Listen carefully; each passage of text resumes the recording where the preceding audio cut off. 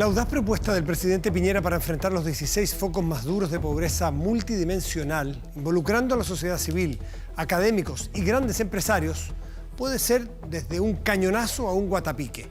Ojalá sea lo primero, y no por el bien de este gobierno o de su ministro coordinador, sino por el 1,5 millones de personas que no resisten más la humillación de ver un país que corre a 100 por hora y ellos no pueden tomar ese tranco. Hasta aquí se ve bien el plan, aunque pueden faltarle más protagonistas de la pobreza en el diseño, como dijo Benito Baranda. Pero en verdad nada es insalvable, casi nada, porque si la mezquindad y la ceguera ideológica se toman la escena, todas las buenas intenciones pueden irse a pique y los sueños de los más necesitados con ellas. Las ideologías no son las malas, sino la imposición absoluta e intransigente de ellas. Habrá quienes consideren que el sector privado nada tiene que hacer proponiendo o gestando políticas públicas que le corresponden al Estado, o como mucho a la academia. Incluso verán intenciones torcidas, que en vez de aportar sus conocimientos, los empresarios solo querrán sacar provecho personal. Y habrá otros que estiman que todo es inconducente y que los privados perderán toda su energía en medio de la burocracia estatal, que no vale la pena. Aquí el gran empresariado tiene una excelente oportunidad de validarse socialmente y demostrar que quedó lejos esa absurda responsabilidad social empresarial que implicaba plantar arbolitos en la Patagonia en vez de preocuparse del impacto que generaban en sus comunidades aledañas, por ejemplo.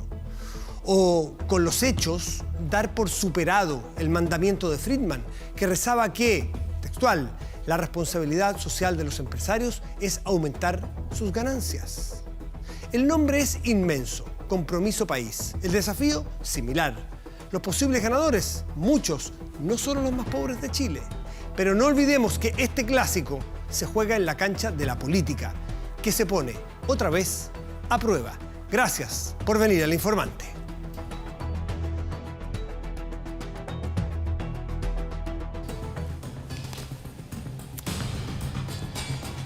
Ya estamos en nuestra mesa de conversación y de inmediato corresponde presentar a nuestros invitados de esta noche. Son todos diputados de la República, representan a distintos partidos y bloques, no, algunos del mismo bloque, pero vamos por orden. Luciano Cruzcoque, de Evópoli. Luciano, gracias por estar aquí. Matías, encantado, muchas gracias. Guillermo Ramírez, de la UDI, también Guillermo, muchas gracias por estar aquí. Buenas noches, Matías. Lo mismo a Pamela Giles, del Partido Comunista, muchísimas gracias por estar aquí. Qué bueno que este panel incluya por lo menos una mujer.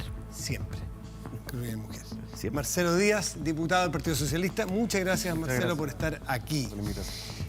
Presentábamos este panel y este espacio como la actualidad, candente actualidad. Y creo que hay pocas cosas que estén más calientes y que generen más preocupación, quizás, que lo que ocurrió con el conocimiento de este fraude que termina un general, ni más ni menos la segunda antigüedad del ejército en servicio activo, teniendo que dejar la institución por un fraude en temas de viajes, malos manejos, viáticos. Esto, diputado Díaz, representa, además usted ha estado en el gobierno, porque ha sido ministro, representa una podridumbre de estas instituciones que no tienen fiscalización, que las platas, que son además son presupuestos enormes, ¿que hace falta ya cirugía mayor? Mira, claro, son instituciones muy autárquicas, con una ley orgánica que les permite prácticamente un autogobierno. Y fíjate que ayer yo el viernes, valoraba lo que el presidente había anunciado como instrucción para el ministro Espina, de pedirle que ningún general involucrado ni mínimamente con este escándalo fuera parte del alto mando. Pero señalaba que faltaba una reforma más de fondo, como la que él anunció para Carabinero, que todavía no la conocemos. Que él anuncia hoy día, es decir, no solamente hay que evitar que el alto mando esté integrado de generales que puedan tener algún vínculo con estas irregularidades, sino que además hay que definitivamente modificar la ley orgánica constitucional de las Fuerzas Armadas, establecer más sujeción del poder militar al poder civil, más control, porque como se trata muchas veces de materias reservadas, de materia secreta, eso permite, esa opacidad, que a veces se justifica, permite estos robos, porque son robos, derechamente. Sí. ¿Esto es herencia, Guillermo Ramírez, de la época donde los militares gobernaban, de la época de la dictadura, herencia en que nunca, después en la transición donde nadie se atrevía mucho a mirar ni a meter mano? Bueno, el presidente Piñera lo decía hoy en una entrevista en el Mercurio, que efectivamente este alto nivel de autonomía que tienen hoy día las Fuerzas Armadas proviene efectivamente del régimen militar. Ahora, yo creo que acá no hay dos opiniones acerca de que lo que ocurrió es grave, de que las personas involucradas tienen que ser sancionadas. Y me parece muy bien el criterio del presidente Piñera de que no se debe nombrar a nadie en el alto mando que tenga algún tipo de vínculo, por muy remoto que sea, con alguno de estos casos. Entonces, en eso vamos a estar todos de acuerdo. Yo creo que el desafío que tenemos nosotros como políticos es ver cómo seguimos hacia adelante. Y yo creo que lo que hay que revisar son dos cosas. Lo primero que hay que ver es qué nivel de autonomía le entregamos hoy día a las Fuerzas Armadas, que sabemos que son no deliberantes, que tienen que estar sujetas al poder civil. Y por otro lado también, una cosa de la que se ha hablado poco, pero que a mí me llama la atención hoy día, todo esto está radicado en la justicia militar.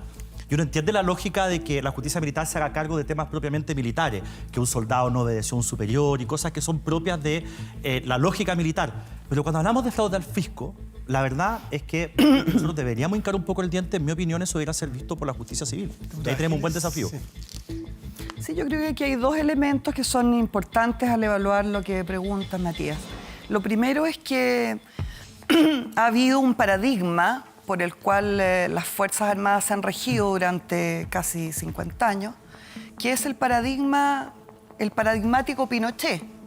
¿Qué es Pinochet? Pinochet es básicamente un militar que no ganó jamás una guerra con un enemigo externo, solamente disparó contra su propio pueblo. La verdad es que se bajó los pantalones con Bolivia, ¿cierto? Con Banzer, con los ingleses, con los argentinos.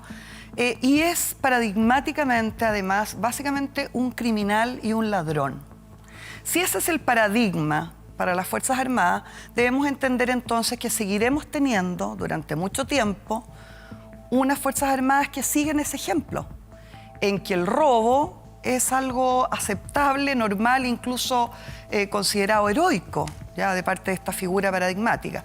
Y además ha disfrutado las Fuerzas Armadas, yo creo, una tolerancia, no solamente en el periodo de la dictadura, como se mencionaba acá, sino que durante todos los gobiernos de la Concertación. Yo pregunté si en la transición había pasado de eso. Yo creo que incluso más allá de la transición, hasta el último gobierno de Michelle Bachelet, yo creo que las Fuerzas Armadas han tenido una tolerancia, por decirlo menos, de parte del poder civil, que les permite hacer cosas tan graves desde el punto de vista criminal como desde el punto de vista de este tipo de delitos económicos. Y creo que hay otro factor no considerado, que hice relación con algo que decía el diputado Ramírez, que es Romy Rutherford, una mujer, una jueza de la justicia militar, que sin embargo hace silenciosamente una investigación que hasta ahora la justicia no se había atrevido a hacer, yo diría, en ese nivel de profundidad.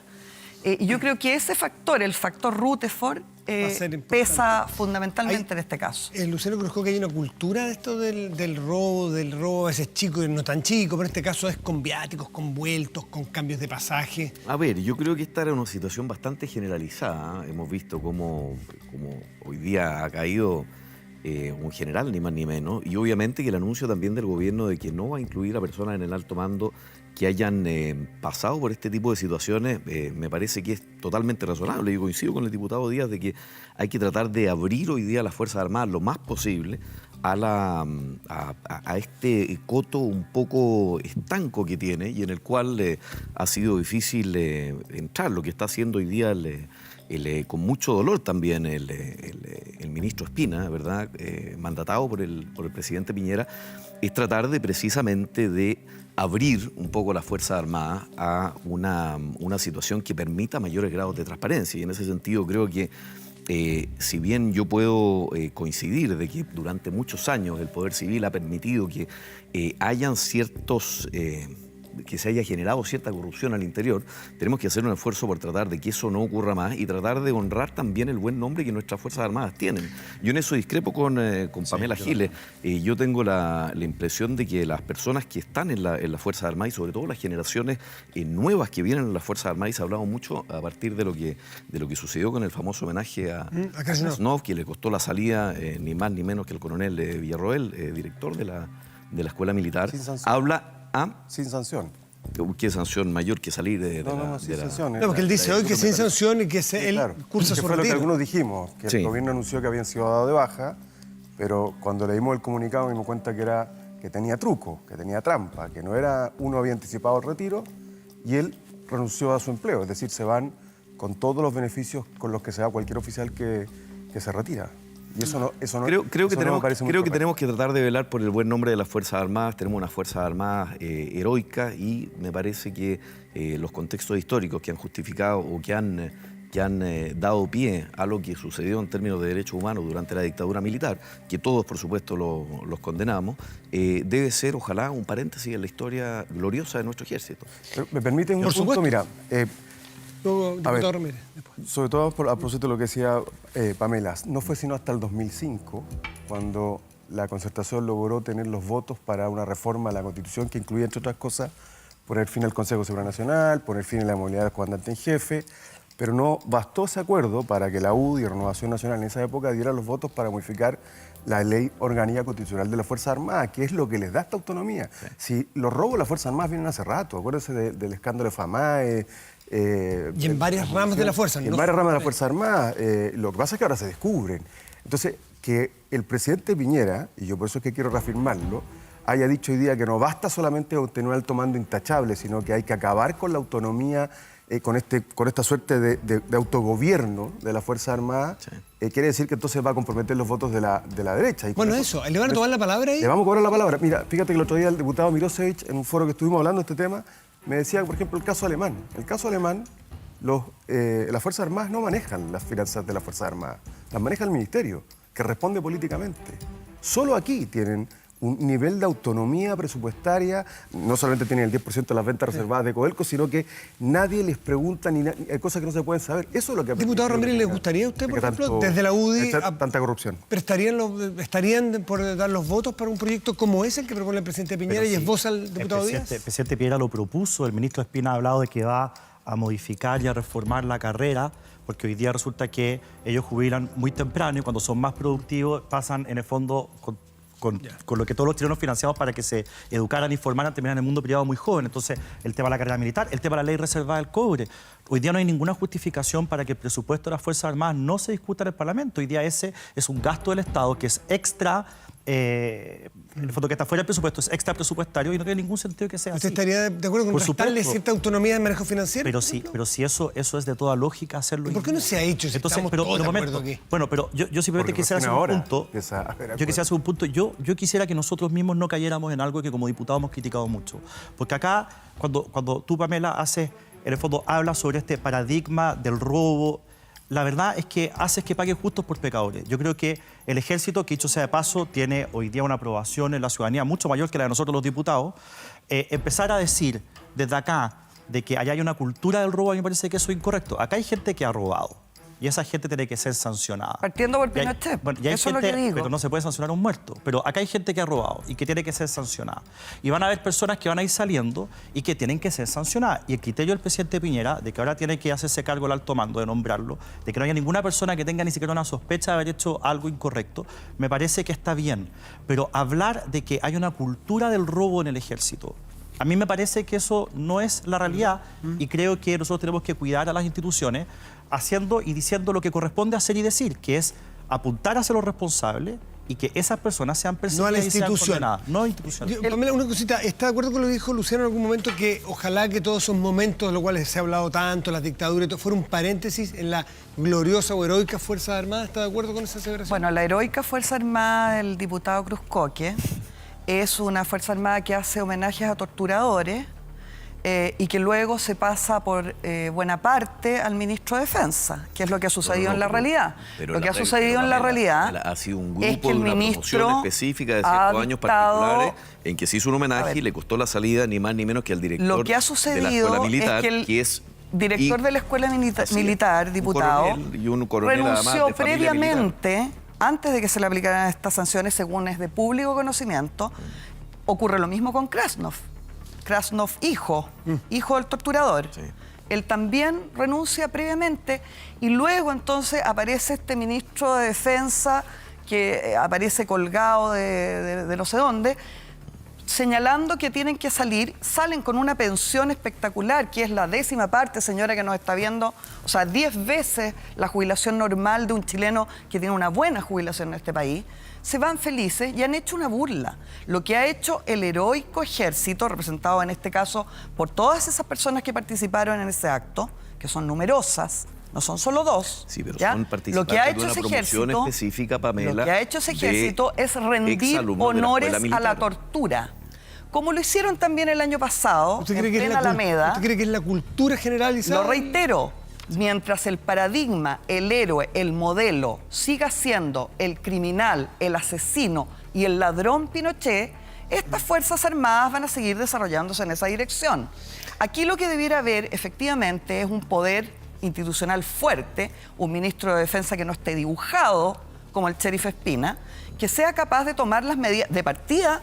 Declarar un juicio por sedición me parecería lo básico en la situación que ha ocurrido. El gobierno fue muy rápido en investigar. Se tomó menos de 40 tenía horas. Nada que investigar. No, sí, por supuesto que tenía que investigar. Pero si ya le habían presentado la renuncia 2 días antes. ¿De qué estaba hablando, Luciano? Pamela, no sabía. Se demoraron menos de 48 horas en que renunciase el. No, es que ya le habían presentado la renuncia 2 días antes. Se hizo una investigación. Se fueron porque quisieron. Esto es lo más similar que puede haber a lo que hizo Pinochet cuando llegó al país y tiró su bastón por los aires y se paró. Todas las fuerzas armadas es idéntico, es una burla. Es una burla lo que hicieron. Lo que hicieron fue darse un último gusto y luego presentarle la renuncia al ministro de Defensa. Eso fue lo que hicieron este señor Villarroel y este señor Krasno. No hay ninguna medida, el gobierno no ha tomado ninguna medida. Villarroel lo deja claro en la entrevista que hoy día. Él se va, tal como dice el comunicado del ejército, porque anticipa su retiro programado para fin de año. O sea, adelante unos meses. Pero dar de baja es otra cosa. Dar de baja es que el ejército los despide. Una señal. Exactamente. Que fue lo que el ministro Espina dijo. Y no ocurrió. Y sería bueno saber si el ministro Espina fue engañado como todos los chilenos que pensamos que efectivamente habían sido objeto de una sanción. No de la adelante. ¿Les parecería a ustedes que son diputados oficialistas que hubiese una señal además de que dejen el ejército? Yo creo que la señal fue contundente. Creo que las personas, la reacción fue rápida. Y a mí me llama la atención que en la semana donde nunca había oído tanto a la oposición hablar de debido proceso a propósito del aula segura, acá se exijan cosas con mayor rapidez aún de las que hubo, que me parece que es imposible que hubiese sido más rápido. La verdad es que si es que vamos a establecer una sanción, bueno, puede haber una sanción si es que hay una acusación. Si hay una acusación y corresponde una sanción, que se sancione. Pero acá lo que se está pidiendo es que se sancione de por sí y ante sí por parte del gobierno, sin un procedimiento, sin un proceso, sin una ley que establezca cuál es el tipo penal en el cual se incurrió. Y por lo tanto, a mí me parece que si vamos a hablar de debido proceso, vamos a hablar de apegarnos a la ley, bueno, eso es justamente lo que aquí no está ocurriendo y lo que aquí no se está proponiendo. Me gustaría cambiarlo de tema porque hay cosas institucionales muy relevantes en juego. Está lo de la Contraloría, que no sabemos qué va a pasar con la... O sea, sí sabemos, salvo que se diga lo contrario, el último fallo que tenemos que tiene que reincorporarse. Claro. La subcontralora, vamos a tener 2 subcontralores, una cosa bien inédita, ¿qué va a pasar ahí? Pero ¿qué pasaría con el Contralor? Y después con lo que pasó con el fiscal nacional Jorge Abot respecto de un intento de remoción por parte del Frente Amplio que fracasó con 0 votos, o sea, con 100 por unanimidad del ministro de la Corte Suprema. Pamela Gil, usted que forma parte del Frente Amplio, me gustaría saber si siente una derrota muy dura la que tuvieron frente a la justicia. Mira, esto da una extraordinaria oportunidad para decir, Matías, un error en el que se suele incurrir. Curiosamente, usted es de los que menos lo hace y hoy día lo está haciendo. Cuando se habla de que aquí ha habido una presentación del Frente Amplio. Esta no fue una presentación del Frente Amplio. Esta fue una presentación de algunos diputados, algunos de ellos del Frente Amplio, otros de otras coaliciones, contra el señor Abot. El Frente Amplio no ha tomado la decisión jamás, en su única instancia, que es la Mesa Nacional, ¿ya?, de hacer esta presentación. Le cuento, una vez dicho eso, que en nuestras discusiones internas como bancada, con la mesa, en cada una de las posibilidades, mi opinión personal, política, fue que no había que hacer tal presentación. ¿Ya? Por lo tanto, le respondo, yo no me siento en absoluto derrotada. ¿La apoyaste finalmente? No, jamás la he apoyado. No, nunca la he apoyado. Y una parte... ¿Alguno de ustedes la apoyaron? No, a mí me... tampoco. No. A mí me entregaron copia del libelo, por decirlo así, de la acusación. La examiné, la estudié, la analicé también con mi equipo jurídico y llegué a la convicción de que no había razón alguna y por eso no la suscribí y creo que la... Está bien. Ahora, me gustaría que fuera el punto de fondo, que es la institucional, que tenemos algunas instituciones que no habían sido puestas en tela de juicio y hoy día pueden estar flaqueando. Pero hay algo muy importante en la declaración que hace el fiscal Abbott hoy día en el Mercurio. Cuando se utilice irresponsablemente las herramientas constitucionales fiscalizadoras o bien las acusaciones constitucionales para tratar de desbancar autoridades sin medir lo que se hace, se corre el riesgo también de desprestigiarse como lo han hecho, no todos, y ahí también le tomo el punto a la Pamela, que me parece que es una política bastante más avesada que muchos de sus compañeros, se corre el riesgo de desprestigiarse como lo ha hecho el Frente Amplio. De hecho, si uno mira hoy día las figuras principales del Frente Amplio, ayer aparece Giorgio Jackson, que ha tomado una cierta distancia, Gabriel Boric está también en otro lugar, pero me parece que cuando tú acusas constitucionalmente a 2 ministros, acusas a 3 ministros de la Corte Suprema, luego intentas desbancar también al fiscal nacional, lo que termina pasando es que termina siendo políticamente irrelevante, y tengo la impresión de que hoy día todos los políticos del Frente Amplio que tienen una cierta sustancia o estatura mayor en política, y dentro de ellos puedo incluir también a la Pamela, puedo incluir a Giorgio, a Boric, se están distanciando un poquito de esta manera de hacer política que es un poco infantil, es un poco pueril en términos políticos, y finalmente creo que están pagando costos políticos. Diputado Ramírez, usted... A mí me parece muy interesante que tú hayas planteado el tema del Contralor con el tema del fiscal juntos. Exactamente. Porque yo creo que acá estamos en presencia del mismo fenómeno. El Frente Amplio, algunos, no Pamela, por ejemplo, algunos del Frente Amplio y también algunos de la ex primera mayoría, como Cristina Girardi, que firmó, o Hugo Gutiérrez, que firmó, y el Contralor están padeciendo de lo mismo, que es esta especie como de banalidad, de frivolidad con la cual utilizan herramientas y atribuciones que tienen y que la ley les otorga y que la Constitución les reconoce. Tenemos a estas personas que presentan sin ningún tipo de fundamento una acusación contra el fiscal nacional, al punto de que perdieron por paliza en la Corte Suprema, nadie les dio ni un solo punto. Si uno ve la intervención de Luis Bates, que es el defensor del fiscal nacional, o sea, él se permite ya reírse un poco. Habla de una tremenda liviandad. No, es una locura, uno lo ve, y por la liviandad, por la banalidad, por la frivolidad con la que se toman el tema. Igual que el Contralor Bermúdez. ¿Cuál es la explicación de que una persona cuya función es interpretar la ley, de que las distintas instituciones se apeguen estrictamente a la ley, y él de un plumazo se olvida de eso y él mismo decide remover a una persona que es inamovible en el Tratado de Derecho Administrativo del mismo Bermúdez, que él escribió, del cual él es autor? Él dice, la subcontralora es inamovible. Y vemos el tema de Contralorito, ¿Cómo se lo explica? y vemos el tema de que ciertas cosas importantes se demoran meses en salir, pero el tema del Kiki Challenge de la alcaldesa de Maipú sale en 2 semanas. Entonces, yo de verdad... No le toque a la alcaldesa de Maipú, a Pamela Giles, porque la defendió incluso con costos internos. Pero lo que yo estoy tratando de decir es que nosotros, que tenemos ciertas atribuciones como parlamentarios, tenemos que tomarlas con razón, con razonamiento, con frialdad, y no con esta frivolidad o banalidad que hemos estado viendo de parte de este pequeño sector del Frente Amplio y también de parte del Contralor. No, yo creo que todos, porque nosotros padecimos en el gobierno anterior, me tocaba responder muchas cosas que fueron livianamente arrojadas como verdades hechas cuando en realidad no eran reales, y nunca nadie se deshizo ni se disculpó. ¿Fake news de la oposición? Sí, como por ejemplo que se cierran 1000 colegios, que la reforma tributaria la pagaban las pymes, y un montón de cosas más. No se cerraron 1000 colegios. Discutimos de eso cuando tú quieras, pero no se cerraron 1000 colegios. Las pymes. Y uno es ministro hoy día, que uno la pagaron las pymes. Bueno, pero no se cerraron 1000 colegios, partamos por eso, eso fue falso. Entonces, eso es lo que yo denomino la política basura. Nosotros dijimos eso. Y la política basura tiene que ver con una suerte de vértigo por aparecer como sheriff del condado, que yo creo que es el precio que... Si la Corte Suprema ratifica lo que resolvió la Corte de Apelaciones, la situación del Contralor Bermúdez es insostenible. ¿Debe renunciar, diputado Díaz? Pues es insostenible, porque el encargado de interpretar las leyes cometió el error de interpretar su propia ley. Es muy difícil que mantenga la confianza. Yo creo que él debiese reflexionar en ese caso. ¿Ustedes son partidarios de que renuncie en ese evento, diputada Giles, usted, por ejemplo? ¿Y si apelarían a algún recurso existente, por ejemplo? Antes de responder, me gustaría comentar brevemente. Aquí ha sido mencionado 2 compañeros, que son Giorgio Jackson y el compañero Boric, diciendo el diputado Cruzcoque que están en otra parte en relación a este tema. Creo que han tomado distancia respecto a lo que han tomado distancia. Eso no es así, diputado, y a mí me gustaría en esto ser muy firme y muy tajante. Ambos parlamentarios están a la cabeza de cada cosa que hace o deja de hacer el Frente Amplio. Uno de ellos, como usted sabe bien, está recuperándose de una enfermedad. ¿ya? Entonces, no me parece correcto y adecuado en esa situación decir que él estaría tomando distancia. No, lo digo por actuaciones anteriores. No lo dice por la me parece que ambos han tomado un poco de distancia. Qué bueno que se aclare, qué bueno que se aclare, porque yo quiero decirle que no han tomado ninguna distancia. RD en relación a lo de Abbott ha tenido una decisión clara, que es no participar de esa acusación, que ha sido pública. Eso no es tomar distancia, eso es tomar una posición, justamente.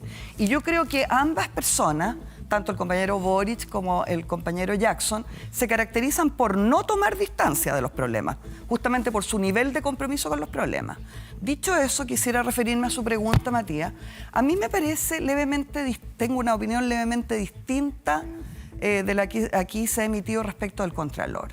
Yo creo que el Contralor ha tenido hasta aquí, probablemente salvo este tema, un desempeño impecable, un desempeño ejemplar. Y me parece que hay que esperar con prudencia lo que diga la Corte Suprema respecto de este caso. Yo creo que hay situaciones bastante importantes de por medio, como por ejemplo cuál es la relación que ha tenido la Contraloría con la investigación del caso de Carabineros, el Paco Gate, conocido así. Y me parece a mí que hay que esperar con prudencia. ¿Usted esboza la idea de que no hizo todo lo necesario o no se investigó con toda la profundidad que debió la Contraloría en su momento? Claro, lo interesante es saber de quién es esa responsabilidad en estos términos. El que no haya sido así es responsabilidad del Contralor, es responsabilidad de la subcontralora. ¿Usted tiene alguna idea al respecto? ¿Tiene alguna información? A mí me parece que hay que ser prudentes y esperar, porque me parece que hay más elementos de los que se han hecho públicos, y que por supuesto el problema al interior de la Contraloría no es Contralorito. Es tremendamente más importante que eso, creo yo. Pero tiene razón, Pamela, si efectivamente hay que ser prudente, hay que esperar. Yo no tengo un juicio negativo respecto a la gestión del Contralor. Creo que algunas cosas han estado bien, otras han estado... Tengo la opinión que uno puede tener, pero el punto es el siguiente. Si la Corte Suprema ratifica la decisión tomada por la Corte de Apelaciones, lo que vamos a tener es un problema al interior de la institución, de convivencia. Es fácil convivir, dice uno, pero lo que nosotros queremos es una Contraloría que funcione. Y además que la autoridad queda en cuestión. Más allá de la convivencia de ellos dos. La autoridad, su capacidad de interpretación de las normas, es decir, se genera un Pero conflicto. ¿por qué, perdona Marcelo, por qué la autoridad queda en cuestión en ese eventual caso? Si todo se ha hecho por las vías institucionales para cuando existe un diferendo de esta naturaleza. Porque le han dicho que es ilegal la medida que tomó. Bueno, pero si fuera esa la decisión. Él es el llamado a la ilegalidad, pero también controla la legalidad de los actos administrativos y en sus actos administrativos comete ilegalidad. Pero también existe... No, porque él no consultó. Si se confirmara, sería... Él no consultó. Si se confirmara, él la echó. No es una situación fácil, pero a mí me parece que existe la madurez probablemente y los mecanismos legales para que eso se pueda retrotraer de las maneras adecuadas sin salirse a la institucionalidad. No me parece los mecanismos que sea la legales sí, institucionalidad no sé si la madurez, porque este episodio ha mostrado que ha faltado templanza. Yo quiero preguntarle a uno de los abogados de este panel, que es el abogado Ramírez, ¿le parece que sería apropiado invocar alguna causal de remoción? Que... Yo acá voy a tomar las palabras de la compañera Giles. ¿Ya? Hay que esperar lo que diga la Corte Suprema. No, pero en el escenario... Para que pipites de nuevo, hablemos. Pero voy ganando posiciones, imagínate que lo habría dicho. La UDI.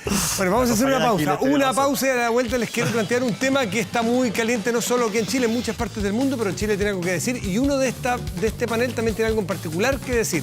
A la vuelta aquí en El Informante.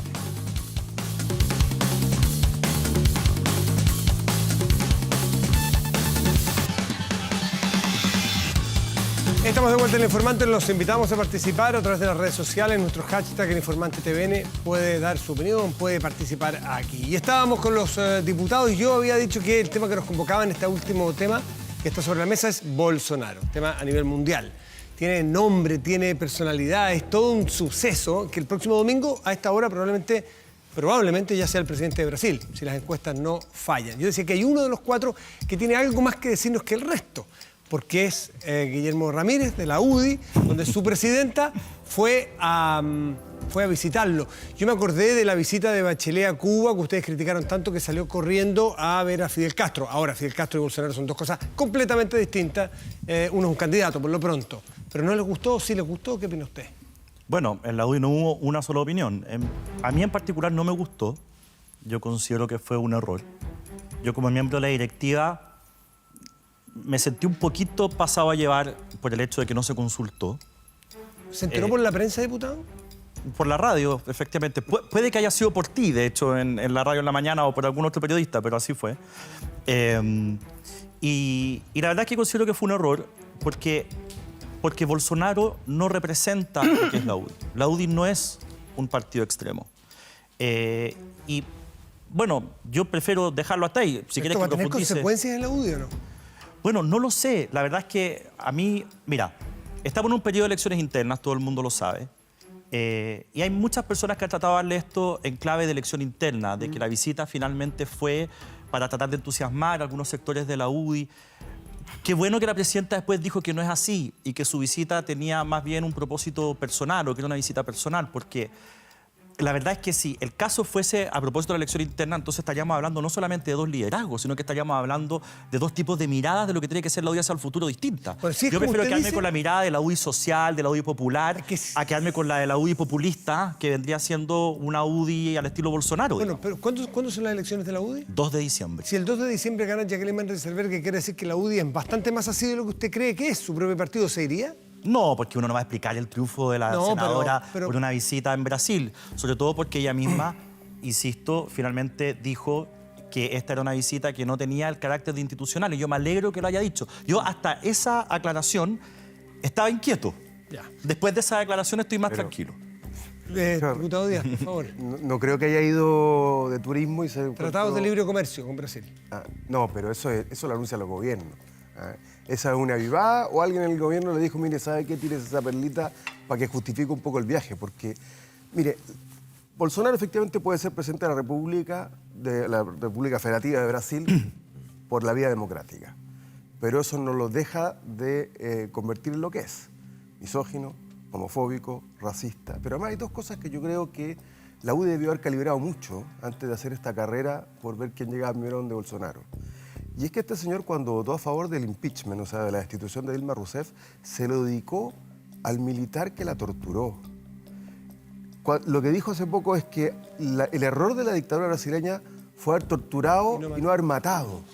Y que además se reconoce admirador de Pinochet. O sea, la UDI lo que hace con esta visita es ratificar lo que muchos decimos. Y que yo espero, Gonzalo, no sea parte de eso. Tiene un cordón umbilical con la dictadura y con la violación de derechos humanos en que ni siquiera hay pudor. Pero Guillermo dice, esa no es la UDI. Pamela Giles, ¿esa es la UDI o hay dos UDI? Porque vemos a Guillermo Ramírez que... Si gana el 2 de diciembre, esa es la UDI.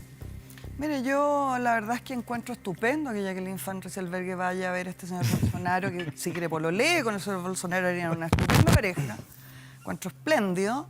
Y tengo además, me voy de tesis, la sensación de que la señora Van Rysselberghe ni siquiera en este caso actuó por un afán electoral interno, sino que yo tengo la impresión más bien de que fue enviada por el gobierno, de que fue enviada por Chadwick, en este caso, para ganarle el punto al señor que está al lado ahí. ¿A señor? ¿Quién? ¿A Sandón? ¿A Cast? A Cast. A Cast. Yo creo que incluso se adelantó el viaje de la señora Van Rysselberghe para que fuera antes que Cast a encontrarse con Bolsonaro. A mí me cuesta entender esta pregunta que se hacen los señores políticos respecto de cuál es el éxito de Bolsonaro. Este personaje repugnante, que por lo demás fue un pésimo parlamentario, ha sido un mal político. Y a mí me parece clarísimo cuál es el éxito de Bolsonaro. Que está contra la corrupción y que en eso parece ser consistente. Y yo creo que eso es lo que le interesa probablemente mayoritariamente a su pueblo, ¿ya? Y todo lo demás, que efectivamente es muy importante, para mí también lo es central, no le importa en demasía a su pueblo cuando lo que está en juego es que no les roben. Si yo creo que hoy día lo que la gente quiere, también el electorado chileno, básicamente es que no le roben, incluso que le roben menos, ¿ya? A ver, yo creo que hay un punto en lo que dice Se acomoda la Evópolis, es socio de una coalición con que al menos un partido y una parte de ellos viaja a ver a Bolsonaro. ¿Cómo lo toman desde Evópolis? A ver, yo creo que ha sido una oportunidad por lo menos para nosotros, y creo que lo decía muy bien la Lucía Santa Cruz en la segunda el viernes, para afirmar también ciertas convicciones democráticas. Creemos en la democracia liberal, creemos en la economía abierta y creemos también sobre todo en el respeto irrestricto a los derechos humanos y a las minorías también que ha atacado también Bolsonaro. Pero a mí me gustaría también explicarme un poco desde la tesis, de la misma diputada Giles, el por qué sucede Bolsonaro. Sucede finalmente porque hay un gobierno del PT, de una socialdemocracia, que tiene hoy día al señor Lula da Silva en la cárcel con 5 proyectos abiertos y que se apoyó acá desde la presidenta Bachelet, el presidente del Senado, la presidenta de la Cámara de Diputados, el presidente del Partido Socialista. No sé si, Marcelo, tú también apoyaste una carta que pedía que Lula da Silva fuese candidato. Cuando un pueblo ve ese nivel de corrupción y de defensa a la corrupción, donde no importa que la corrupción sea de los nuestros, sino que la corrupción de lo que dice el señor Bolsonaro, ¿verdad?, que es totalmente condenable, y yo estoy de acuerdo con eso, es peor o es al mismo nivel de personas que se morfaron una empresa como Petrobras, que tienen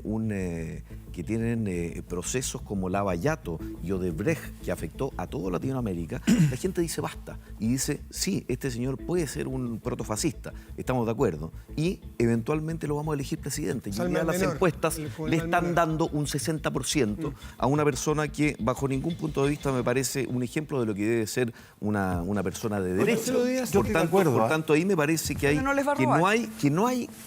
no ha hecho la centroizquierda, la socialdemocracia, ¿verdad?, que gobernó Latinoamérica con Kirchner, ¿verdad?, que gobernó con Lula, que ha gobernado con Correa y con varios, no ha hecho un mea culpa de la responsabilidad que le cabe en que hoy día existe una persona como Bolsonaro que va a ser el próximo presidente. Bueno, yo te quiero decir, sí, por supuesto. Es más, lo hice el lunes pasado y de hecho de ahí surgió una iniciativa a la que quiero desde ya tratar de sumar a los parlamentarios que están acá, en un programa de radio con Jaime Belolio, y es que el Bolsonaro y los populismos de derecha o de izquierda, los Chávez, Correa, Morales, sí, Bolsonaro son el resultado del derrumbe del sistema político básicamente por fenómenos de corrupción transversal y masiva.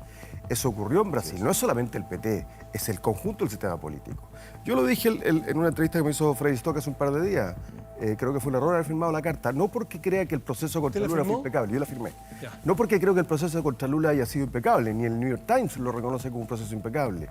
Probablemente estuvo también teñido en una operación para dejarlo fuera, pero al final hay que asumir que el problema de Brasil, o lo que genera Bolsonaro, es una trama de corrupción que permite una figura que representa exactamente las antípodas de lo auténticamente democrático pueda llegar a ser presidente por la vía democrática. Eso, y que también se ha hecho cargo de un tema que tampoco el sistema político brasileño fue capaz de resolver, que es el tema de la seguridad. Por eso es que lo que nosotros tenemos que hacer acá, porque aquí también hay riesgo de aquello. Por eso es que estos 3 figuras están al lado de Solo Bolsonaro. quiero decir, aclaro, yo me equivoqué, no me equivoqué, pero Osandón esta mañana en Estado Nacional se retractó. Dice, no compartí ninguna de las ideas de me alegro mucho. Salvo la económica. Me alegro mucho. Bueno, lo mismo que dijo el presidente Piñera. Y la economía no basta, por el contrario, lo que importa son los principios. Pero mira, porque al principio no hizo matices. Lo que quiero decir es lo siguiente. Hizo un matiz muy claro respecto de los dichos homofóbicos y la discriminación a minorías. No lo estoy atacando. Claramente me gustaría que lo dejáramos de lado. No lo estoy atacando. Lo que quiero decir es que si nosotros no somos capaces de revigorizar nuestro sistema político, un Bolsonaro en Chile es posible. Yo creo que eso tiene que ver con ¿Es posible? ¿Es posible? Pamela Giles, ¿es posible un Bolsonaro? Pero puedo terminar, déjame terminar. Entonces, eso requiere 2 cosas. Democratizar completamente los partidos políticos. ¿Cómo se financian las campañas internas de los partidos? ¿Cómo se regula que las elecciones sean limpias? Hemos tenido 3 partidos que han tenido problemas en las elecciones. Ciudadanos va a terminar en la justicia penal. Y segundo, hoy que recibe recursos públicos ya no solamente para las campañas, sino que para su funcionamiento, trazabilidad. ¿Dónde está cada peso que el Estado le entrega a los partidos políticos? Antes de Pamela preguntar al señor Bolsonaro, disculpe Guillermo, a Luciano, que hace todo un cuadro de responsabilidad de la centroizquierda o la socialdemocracia. Sí, ya lo hizo. La derecha moderada, la derecha de centro que usted representa aquí, ¿no tiene algo también que decir, alguna responsabilidad de no ser lo suficientemente atractiva para que empiecen a salir estos candidatos de derecha más extremos? Mira, yo tengo la impresión de que cuando tú no tienes instituciones suficientemente fuertes, y yo creo que estamos en una crisis democrática hoy día a nivel mundial, en donde estos casos están apareciendo en Francia, están apareciendo en Hungría, están apareciendo en Inglaterra, están apareciendo en distintas partes, y tú no tienes un compromiso importante con la separación de poderes, con la democracia liberal, con las economías abiertas, con los derechos humanos en particular, como base, el riesgo que corres es que se extremen posiciones. Y lo que veo yo que está sucediendo hoy día es que los populismos nacionalistas no están exclusivamente a la derecha, sino que están a la derecha y a la izquierda. Y si nosotros no somos capaces de cuidar la democracia, y la Ya, democracia, pero eso es muy general. la democracia Luciano, liberal, porque en usted términos tuvo recién- amplios, sucede que estos candidatos aparecen. tuvo una emergen, muy y hoy día- armada- y hoy día son muy populares porque también las redes sociales cooperan con eso. Ya, pero Yo me- usted yo recién no sé hizo cuál una... responder esa pregunta. Es que hizo recién, ya me parece, porque usted también se hace, o se presenta como derecha más bien moderada. Entonces los dos. Recién Luciano Cruzcoque hizo una ordenadita exposición Bueno, para pero responsabilizar a la centroizquierda. Es que efectivamente, Coco, pero no para entiendo. hacerse responsables ustedes de lo que les Sí. cabe cuando salen los extremos en la derecha. Sí, pero a ver, espérate, un momento. Acá, Y la responsabilidad cae también en Acá- los esquemas de corrupción. Si Penta no cayó del cielo. Estamos Acá- de acuerdo, pero las opciones moderadas en general siempre suelen ser bastante menos atractivas que las más polares, sobre todo en Pero hay- tiempo y como hemos Diputado hemos Ramírez, visto luego que me quedó una no, respuesta sí, con la diputada de Gil. proliferación de fake news. simplemente decir una cosa. Acá hay dos fenómenos distintos. Por un lado está lo que decía Luciano, que es esta extrema derecha que está floreciendo en el mundo, no solamente en Brasil, y también, y no lo digo yo, lo decía por ejemplo, porque lo han dicho varios, Alfredo Llonant en una columna la semana pasada, la extinción en todo el mundo de la izquierda como la conocemos. Ese es el fenómeno que hoy día estamos viviendo. ¿Y cuál es la razón? Yo tenía un debate la semana pasada, lo tuve de hecho con Tomás Hiltz, a propósito de este tema. ¿Qué es lo que está generando esto en el mundo? Así que me puse a estudiar. Y busqué dos fuentes. Por un lado, columnistas de izquierda que se hicieran la pregunta de qué está pasando, por qué a la derecha extrema le está yendo tan bien. Y empecé a ver videos de estos derechistas extremos para ver cómo aleonaban en el fondo a su gente. Y las coincidencias son impresionantes. Y hay críticas hacia la izquierda y hacia la derecha. Las críticas hacia la izquierda son básicamente de que llevamos demasiado tiempo en que la izquierda se ha preocupado solamente de las minorías y se ha olvidado de las mayorías. Y por lo tanto el discurso que ellas han ido articulando finalmente representa unos pocos y no representa a la gran masa de ciudadanos que buscan respuestas en el progreso, en una mejor situación económica, en el empleo, en la pobreza, en los temas sociales, que la izquierda ha ido dejando de lado en pos de temas de minorías y poniendo un lenguaje, preocupándose de ciertos temas que finalmente hace un caldo cultivo para que los electorados los vayan abandonando. Y por el lado de la derecha la crítica es la misma, es simplemente que la derecha se ha ido dejando arrastrar por este lenguaje, por estas temáticas y que no ha sido capaz de mostrar una diferencia con nitidez. Y por lo tanto empiezan a aparecer estos grupos de ultraderecha que marcan con mucha mayor nitidez ese descontento que tiene la gente con los gobiernos de izquierda, que ya no representa mayoría sino minoría, Diputada y empiezan a Giles, crecer en todo el mundo. ¿Ve un Bolsonaro en el horizonte en Chile y quién sería? Bueno, Kast, el malo, no el bueno, el estupendo, el Muchas espléndido gracias. de Evópolis, ¿cierto? Sino Kast, el Tiene malo. Tiene 12. Es eso edulcorado, descafeinado, con una cara un poco más Yo nunca le he bobalicona que oído la de a José Antonio Bolsonaro Cast- probablemente, Yo pero... nunca le doy a José Antonio Cast, no sé tú, ni una frase ni parecida a las que ha dicho Bolsonaro. Bueno, porque es un estilo... No, yo algunas parecidas se las he escuchado, varias parecidas. A mí me ¿Cuáles? parece... ¿Sobre temas de dictadura o de homofobia? Sobre temas de género, bueno, lo que le hemos escuchado en relación a la legislación de identidad de género que se discutió en la Cámara Pero no puede estar en es desacuerdo bien con eso. notable.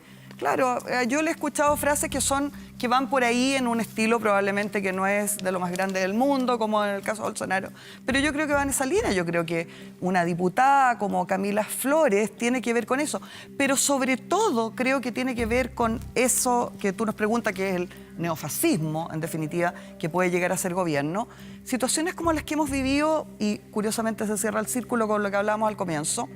Estos Krasnov, estas nuevas generaciones, es como que van apareciendo torturadores de tercera y cuarta generación, ¿ya? Estos Villarroeles, estos sediciosos del ejército, son potenciales neofascistas que podrían, tarde o temprano, convertirse en un Bolsonaro. Yo creo que ese es el peligro inminente que hay ahí en un ejército que no ha cambiado en lo más mínimo, por el cual los gobiernos de la Concertación, en definitiva, pasaron por encimita, con una tolerancia impresionante. Pero no estamos viendo en el mundo ningún fenómeno yo les que tenga quiero relación con los yo les ejércitos, quiero Pamela. recordar al menos dos hechos. Qué forzado el argumento. Un hecho que es que Michelle Bachelet fue incapaz en todo su gobierno de cumplir con la promesa que hizo de cerrar Punta Peuco, ¿ya? A mí eso me parece que es paradigmático. O sea, yo creo que ha habido una tolerancia al poder civil que hace posible que estos Villarroeles, estos Krasnov, estos torturadores, estos psicópatas sediciosos que andan sueltos se transformen mañana, pasado, en un candidato como Bolsonaro. ¿Puedo volver un segundo porque tenemos que cerrar. Solo un momentito al tema. Yo creo que lo grave de esto es finalmente no solamente que vamos haciendo el ejercicio de que quienes están en política con los argumentos más polares finalmente son los que van obteniendo mayor relevancia pública. Me parece también que el hecho de fomentarlo es eventualmente una esperanza para la división de la derecha y tal vez una esperanza para la socialdemocracia el día de mañana. Así que Compromiso País es el proyecto del presidente Piñera para atacar 16 focos de la pobreza, focos prioritarios de la pobreza. Eso es lo que nos atañe en el siguiente bloque. Yo quiero despedir esta interesantísima conversación, además de muy distintos enfoques, distintos temas. Marcelo Díaz, Pamela Giles, Guillermo Ramírez, Luciano Cruzcoque, todos diputados de la República, que se puede debatir. ¿Vas a estar con el ministro Moreno? Sí, exactamente. ¿Qué va a hacer el ministro Moreno, por favor, Matías, con la cantidad de bufandas azules con las que se quedó? Estamos con 42. Oye, Matías, más allá de lo que dice Pamela, ¿Dónde se va a meter Compromiso País. El otro invierno. Ojalá que la gente se quede a oírlo, porque Compromiso País de verdad es un lujo y a mí personalmente me tiene entusiasmado. Yo por eso me metí en política, por programas como ese. Vamos a hacer una pausa. Muchas gracias, señores diputados. Muchas gracias. A la vuelta, no, me confundí completamente. Nada de pausa, nuevamente me confundí. Vamos a ir a la presentación porque viene ahora nomás. Vamos con la presentación de este tema. Si nos comprometemos con el corazón, vamos a ser capaces de derrotar la pobreza. Y era hora que todos nos pusiéramos en un mismo equipo a tratar de devolverle dignidad y esperanza al país. Hay un riesgo, ¿no es cierto?, en que esto se pueda farandulizar. Siempre hay un riesgo de vanidad, como que esto va a resolverlo todo. Yo digo no, que las políticas son acumulativas, dejemos de lado esa vanidad, trabajemos duro, todas las organizaciones. Aquí están todos los recursos, no solamente del Estado, sino que de todo el país, disponibles para poder resolver los problemas de quienes más lo necesitan.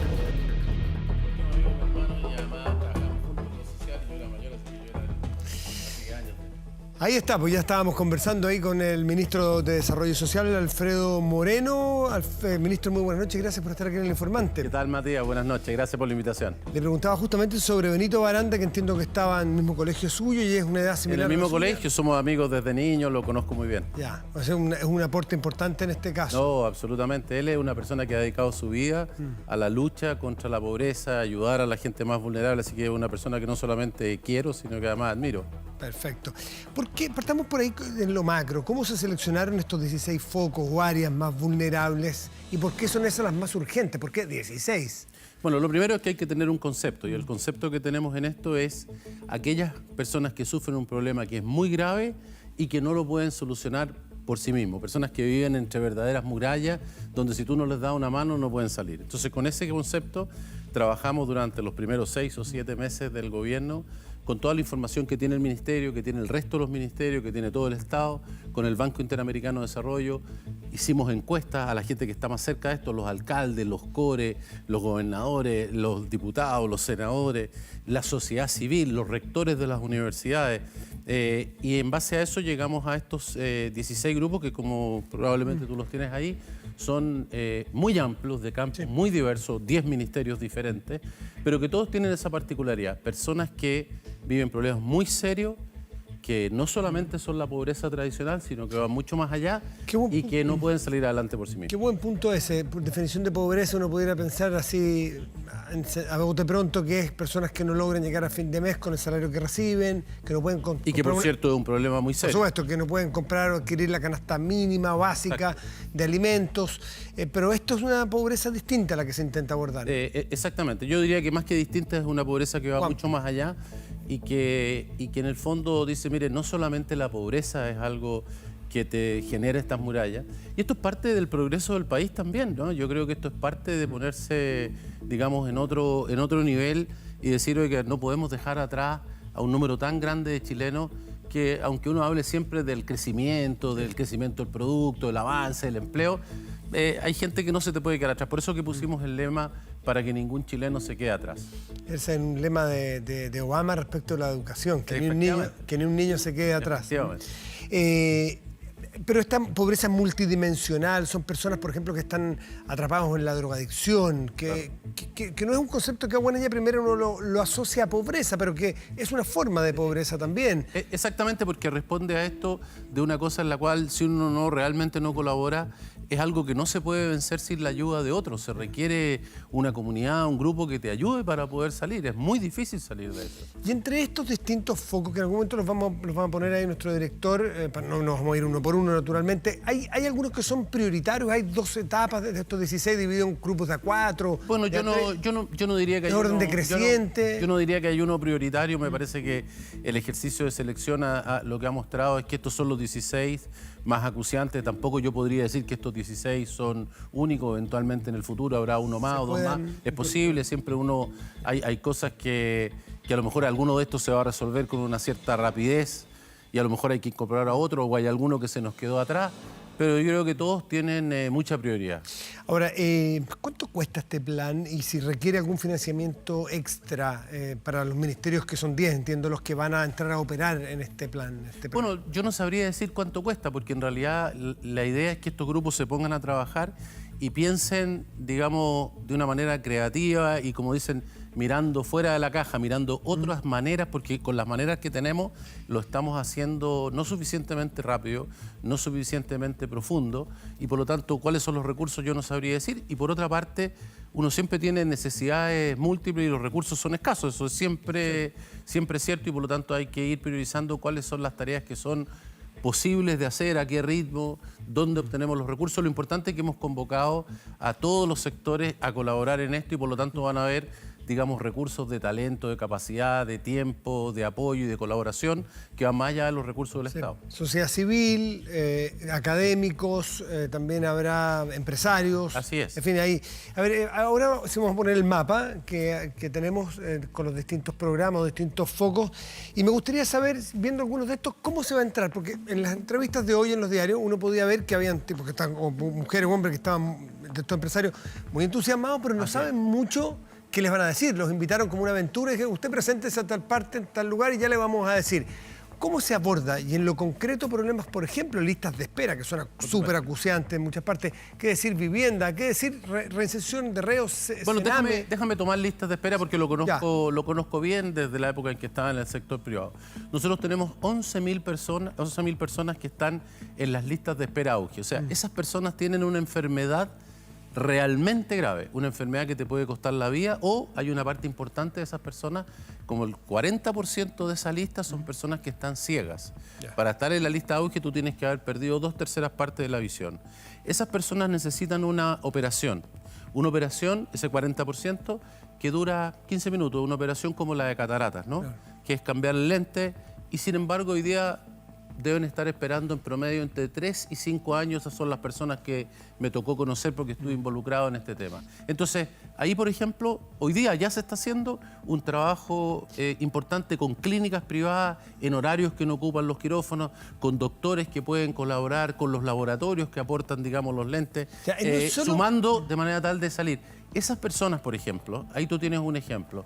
¿Qué le vas a hablar tú de oportunidades, de nuevos empleos, de crecimiento, cuando prácticamente no puedes ver? O tienes un cáncer que si no se atienden, porque eso es lo que dice la ley. La ley dice que te tienen que atender. Pero esta es la lista de espera de las personas que no los han podido atender. Ahora, o sea, ¿por qué no nos juntamos todos y resolvemos ese problema? Ya, pero ¿cómo se resuelve? Aquí hay una tarea, en el caso de las listas de espera, por ejemplo, hay una tarea que no está hecha por el Servicio de Salud Público, el Servicio Nacional de Salud, los hospitales.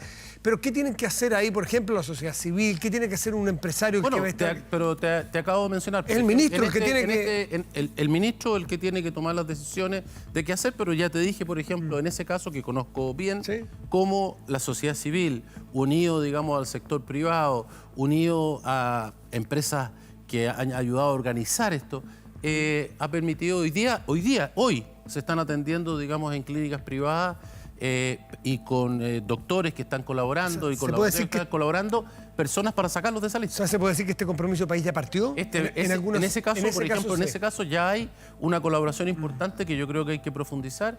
Y así en otros que podríamos ver. El caso, me acuerdo del diario, una entrevista a Sandro Solari, que un ex gerente general de Falabella hasta hace muy poco, que él dice parece estar dispuesto como a dedicarle, yo no sé si todo el tiempo, pero mucha parte de su tiempo y energía. Hoy día Carolina del Río lo mismo. Y él dice algo así como, no tengo la cita exacta, pero no sé mucho, sé a qué me citaron, pero no sé cómo lo vamos a hacer. Y él entiendo que está en el área de vivienda. Sí, está en el tema, campamento y hacinamiento. ¿Cómo se va a abordar ese tema en lo puntual?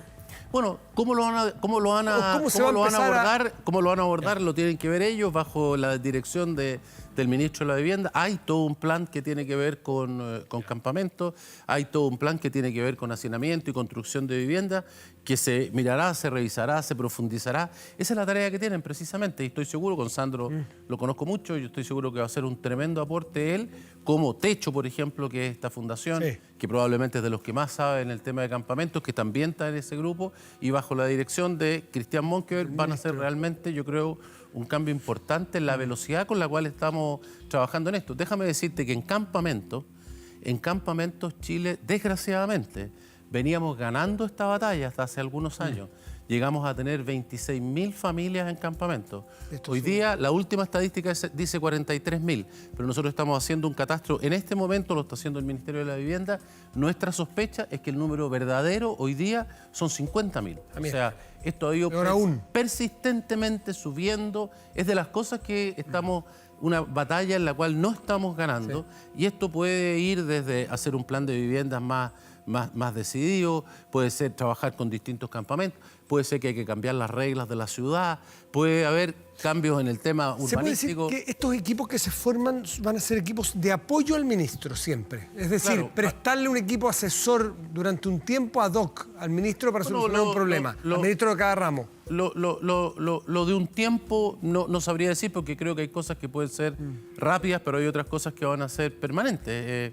El tema, por ejemplo, de los adultos mayores o de las personas con discapacidad que tienen dependencia severa, naturalmente no lo va a arreglar, pero sí podemos encontrar medidas que pueden hacer su vida muchísimo más fácil, la de ellos y la de sus familias. Pero me refiero a que ese grupo encabezado por el ministro, por ejemplo, Vivienda, que pusimos ya el caso Vivienda, va a trabajar este grupo de personas, es ponerle un equipo asesor especial para abordar el problema y que el ministro lo va a coordinar, van a estar bajo. Por supuesto. El que dirige es el ministro siempre. Absolutamente.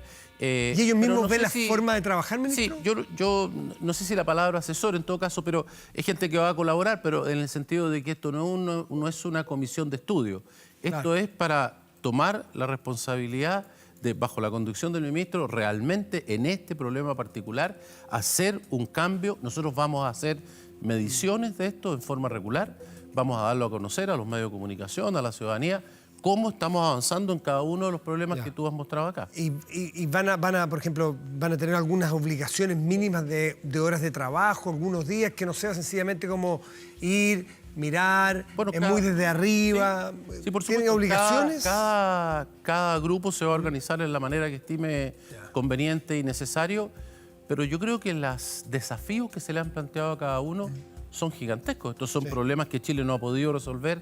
Algunos de ellos involucran a millones de personas. O sea, son tareas realmente desafiantes. Cada una de esas personas está tomando una responsabilidad, está poniendo su cara, su nombre, su prestigio en favor, y todos sus talentos en favor de esto. Así que yo estoy seguro que van a ocupar muchísimo tiempo, y debo decir que varios de ellos que ya han comenzado a trabajar y han puesto grupos, porque otra de las cosas que tienen que hacer es convocar a otras personas. Ellos a su vez convocar a otros. Porque déjame darte un ejemplo, campamentos. Los campamentos en Chile están distribuidos en ciertas regiones particularmente. Por ejemplo, Valparaíso y Viña. Por ejemplo, Antofagasta. Por ejemplo, Santiago. En fin, y hay otras regiones en donde este no es un problema serio. En esas regiones en las cuales este es un problema serio, naturalmente la idea es convocar equipos que son de la misma naturaleza, que trabajen para este equipo central, para resolver y colaborar las personas, digamos, que están ahí. Por ejemplo, me tocó estar el otro día con el alcalde Sharp, y justamente conversamos de los problemas que tiene él con los campamentos, que son de total naturaleza completamente distinto de los que hay, por ejemplo, en Antofagasta. Ministro, vamos a hacer una pausa y volvemos con otros temas sobre este compromiso país que nos convoca esta noche aquí en El Informante con el ministro Alfredo Moreno.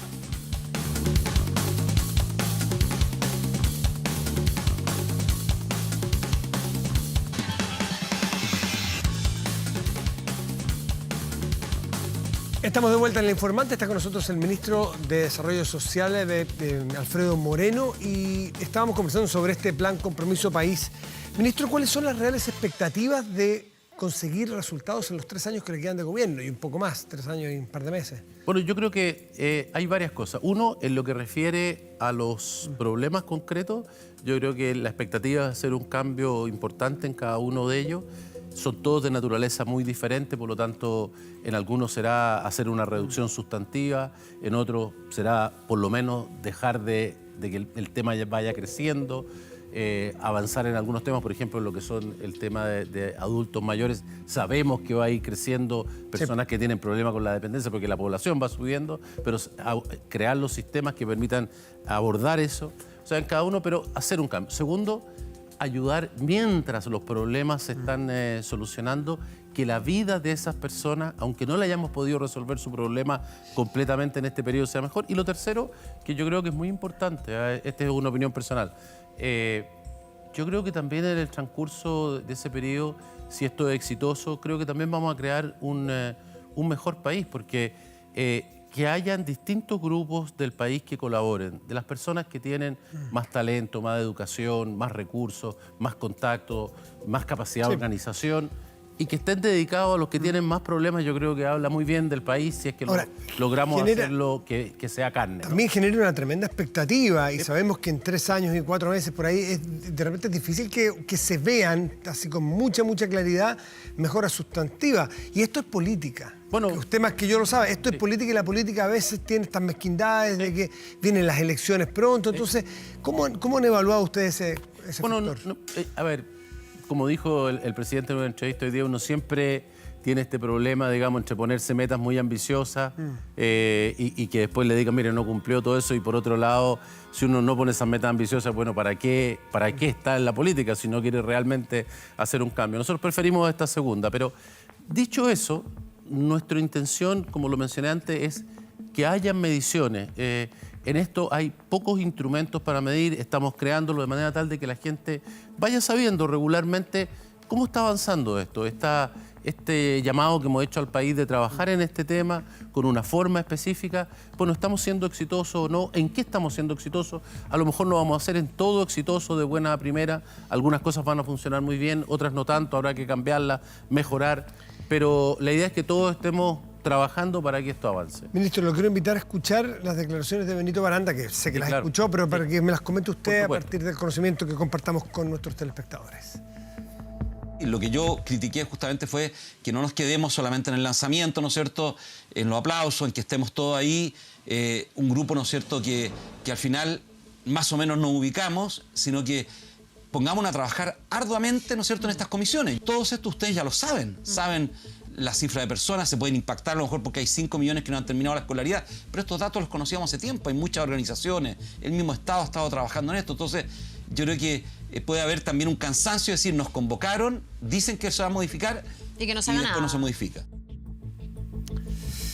A ver, claro, hay mucho de esto de que cuidado con seguir haciendo diagnósticos, que muchos de ellos ya están hechos, hay que ponerse a trabajar arduamente, dice Benito Baranda. Y también habló de farandulizar, el miedo a que esto sea mucho de vanidad de por medio, porque él lo vio en ese acto de ese día. A ver, ¿qué puede responderle usted, Benito? Bueno, yo coincido plenamente con Benito, conversábamos al principio, digamos, hemos compartido una vida con él, pero yo pienso que en esta materia, en primer lugar, creo que ese fue el espíritu que tuvo ese acto, un acto muy sencillo en el cual Benito fue parte y todas las otras personas que participan. Recién conversábamos, tú me decías, oiga, pero irán a ser capaces de resolverlo, ¿cuándo empiezan? Bueno, mañana en La Moneda está toda esta gente trabajando con el presidente durante 3 horas y la idea es que se pongan a trabajar y medir cómo van los resultados. Yo creo que es muy importante no farandulizar esto. Y en esto hay mucho, a veces sobre todo los empresarios llaman la atención, entonces que este señor, que el otro señor, llama la atención, es natural, la prensa le gusta eso. Pero yo creo que lo más importante de lo que hemos avanzado en estos pocos días es que la gente ha podido ver estos problemas. Es cierto lo que dice Benito, que son cosas que uno sabe, pero hay una diferencia entre mirar y ver. Uno mira a una persona que vive en la calle, sabe que hay unas personas que viven en la calle, pero de verdad pasamos de largo, caminamos unos pasos más y nos olvidamos. De verdad no vemos que hay 12.500 personas que viven todos los días. Hoy día hay 12.500 personas que están viviendo en la calle, de ellos 700 son niños, por ejemplo. Y así muchas otras cosas. lo que comentábamos recién, 43.000 o 50.000, como creemos nosotros, familias que viven en campamentos, más otras 500.000 que viven hacinadas. Entonces, son cosas que de verdad no vemos. O un número que a lo mejor hay 500.000 mujeres que hoy día son víctimas de violencia intrafamiliar y que no tienen otros ingresos. O sea, que realmente ya salir es difícil, dejar una pareja, en fin, ya es difícil. Pero al mismo tiempo dicen, bueno, ¿cómo voy a vivir si me voy de aquí? Ministro, me gustaría saber cuál es su visión de hoy del rol del empresariado antes de embarcarse en un proyecto como este. Porque algunos dirán, hay que cambiar el foco de la responsabilidad social empresarial. Ya no es lo que se decía antes, sino que efectivamente la responsabilidad parte por casa, por ejemplo, que los empresarios tengan buenos empleos, se preocupen de la familia, del impacto donde están produciendo lo que producen. Me gustaría saber cuál es el rol del empresario. A ver, primero que todo, yo creo que como todas las personas, como el comunicador, como el empresario, como el político, tiene una tarea que es propia, ¿no? Tiene una tarea que es producir, que tiene una tarea de dar buenos empleos, que tiene una tarea, digamos, de manejar bien su empresa, de ser amigable con el medio ambiente. Es decir, tiene una cantidad de tareas que son propias de eso. Pero yo creo que hoy día, y esto es válido para todas las personas que tienen cargos de responsabilidad o que han tenido suerte o que tienen más capacidades, eso no es suficiente. Pero ha ido cambiando de la mirada, usted es empresario hace muchos años, ha ido cambiando la mirada. Antiguamente se decía que el empresario tenía como rol maximizar las utilidades o que los ejecutivos generaran más valor para los accionistas. Mire, yo creo que evidentemente ha ido cambiando la mirada, no ha ido cambiando la mirada solamente en Chile, ha cambiado en el mundo. Por lo demás, incluso en las tareas propiamente empresariales, la idea de la competencia ha sido acompañada por el concepto de la colaboración, sino cómo explicas tú hoy día, por ejemplo, que tú te vas a cualquier parte y usas Waze, donde hay personas que colaboran todo el tiempo en dar información, o Wikipedia, o tantas otras. El valor de lo que son la colaboración entre empresas con el Estado, entre empresas con universidades, no se puede entender entre empresas con sus proveedores. Esa tarea hoy día está en el centro de lo que estamos haciendo. Hoy día nosotros estamos invitando a mirar los problemas sociales también bajo una óptica de colaboración. Juntémonos todos y vamos a este objetivo. Yo se lo digo porque usted sabe que va a generar en algunos desconfianza la presencia de estos empresarios grandes. Entonces es importante saber si es que usted siente que efectivamente dentro del empresariado cuánto y efectivamente ha ido cambiando y que no estén haciendo hoy día caridad de trabajar aquí porque tienen tiempo, son tipos que ya hicieron su fortuna, nadie cuestiona, yo al menos no creo que cuestionar a priori nada de eso, sino que están comprometidos y si se comprometen, en vez de estar en esta mesa, ¿por qué no se comprometen que sus trabajos, sus empresas realmente sean socialmente más responsables? Bueno, aquí lo que estamos diciendo es que lo segundo no es suficiente, no es que lo otro no se tenga que hacer. Y por supuesto la gente y las personas con que trabajan tendrán su juicio sobre lo que hacen en sus empresas. Lo que les estamos pidiendo es que hagan más y lo fantástico de esto es que sí se han comprometido, hay empresarios, ejecutivos muy importantes, académicos muy importantes que les pasa exactamente lo mismo, porque tú podrías decir, mire, su tarea es hacer bien las clases, ¿no? Hacer bien su investigación. Entonces, su tarea en las aulas, muy bien, pero se les ha pedido que venga y haga esto y ellos han dicho sí, inmediatamente aquí estamos y estamos dispuestos a ocupar nuestro tiempo libre, nuestro esfuerzo, nuestras capacidades, convocar nuestros recursos, convocar a otra gente, liderar esto. Yo creo que habla muy bien de ellos y habla muy bien del país. Se me quedó una preguntita sobre lo que había dicho Benito Baranda en un momento, que faltaban más protagonistas de los que les toca vivir esta pobreza en el día a día. O sea, académicos, bien, empresarios, pueden ser un aporte, sociedad civil, qué decir, ONG. Pero ¿dónde están, por así decirlo, los que han vivido la pobreza una vida completa? En cada uno de los grupos está consultado, digamos, y incluido que haya gente que sean como representantes de las personas que lo sufren.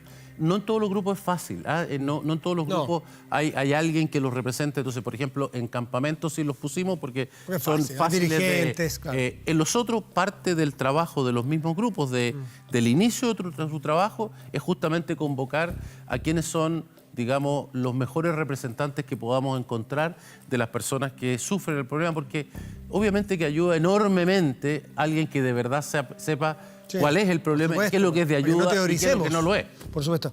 Por último, ministro, ¿qué le pareció hoy día la respuesta que dio el presidente Piñera respecto a la pregunta en su tema cuando le dicen, ¿este es un proyecto idea del ministro Moreno? No, punto. Como ministro de Desarrollo Social, el ministro Moreno juega un rol muy importante, pero es un proyecto del gobierno. Usted, bueno, imagino que está de acuerdo, pero ¿qué le parece que haya contestado de esa manera, un poco la sublectura? A ver, mire, el Porque presidente... se especula que usted con esto, más lo de la Araucanía, que otro, ya lo conversamos la vez pasada que estuvo aquí, se especula con que usted en 4 años más, si funcionan estos 2 planes, bueno, va a ser una carrera política ya Bueno, cimentada. hablamos de todo esto la vez anterior que estuve aquí, pero yendo a lo que me estás preguntando. El presidente, desde el programa, desde la campaña, desde que me convocó, me llamó y me dijo, mira, esto es lo que yo quiero hacer. Lo que él me dijo y lo que le dijo al país fue, mire, yo quiero hacer un gobierno que tenga un sello social. Y eso lo que significa es que, y como él lo ha repetido, queremos que haya desarrollo, que haya crecimiento, que haya empleo, por supuesto. Pero queremos también un desarrollo que sea inclusivo, que sea algo que no se nos queden atrás una gran cantidad de chilenos, no les podemos dejar. Y a esas personas tenemos que poner el foco. Y eso tiene que ver con lo que hoy día se está haciendo en salud, en pensiones, y también este programa cae sobre eso. Entonces, bueno, a mí me parece que esto es una tarea, de hecho, que va a llevar adelante No se sintió aludido, 10 ¿no? ministerios. Cuando habló de que no va a permitir que haya ministros o diputados o ministros o personas del gobierno que haciendo uso de esos cargos emprendan carreras presidenciales, no se sintió aludido. No, para nada. Mire, a mí me parece además que hoy día lo que hay es una tarea tan demandante, tan apasionante. Yo he trabajado en muchas cosas en mi vida, me gusta sacar las cosas adelante, me gusta, digamos, hacer cosas que valen la pena. Yo creo que esto vale muchísimo la pena. Le agradezco enormemente al presidente que me haya convocado a esto. Estamos poniendo los mejores esfuerzos para sacarlo adelante. Pero esto es una tarea de un equipo que dirige el presidente y que yo creo que puede hacer realmente, si lo hacemos bien, no solamente nosotros, sino que todo el grupo de personas que están convocadas, podemos hacer un cambio importante para tanta gente que lo necesita. Ministro Alfredo Moreno, ministro de Desarrollo Social, muchas gracias por estar aquí nuevamente explicando gracias por la este invitación. otro tremendo proyecto que vamos a estar siguiéndolo, con Eso ustedes es. también, porque creo que a todos les interesa que se llegue a puerto. Gracias, ministro, por estar Muchas aquí. gracias a ti. Vamos a ir a una pausa y ya volvemos con más Informante.